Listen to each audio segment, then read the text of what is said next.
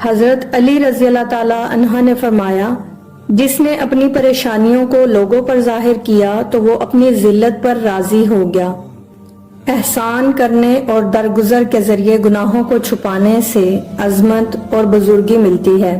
تم کسی کو چاہو اور وہ تمہیں ٹھکرا دے تو یہ اس کی بد نصیبی ہے، اس کے بعد تم اس کو زبردستی اپنانا چاہو تو یہ تمہارے نفس کی ذلت ہے۔ ادب حاصل کرنا سونا جمع کرنے سے بہتر ہے۔ اپنے بچوں کو ادب کرنا سکھا کر انہیں فائدہ پہنچاؤ۔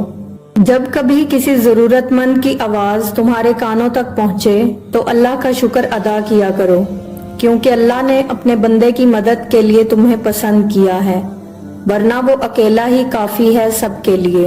3 کام کسی کے دل میں آپ کی عظمت بڑھاتے ہیں: سلام کرنا، کسی کو جگہ دینا، اصل نام سے پکارنا۔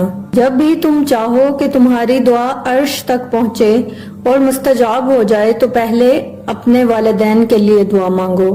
کسی کے گھر جاؤ تو اپنی آنکھوں پر قابو رکھو، اور جب اس کے گھر سے نکلو تو اپنی زبان قابو میں رکھو، تاکہ وہاں کی عزت اور راز دونوں محفوظ رہیں۔ حضرت علی رضی اللہ تعالیٰ عنہ نے فرمایا، مجھے تعجب ہے اس شخص پر جو اپنی برائیوں کو جانتا ہے لیکن جب اسے برا کہا جائے تو وہ ناراض ہو جاتا ہے۔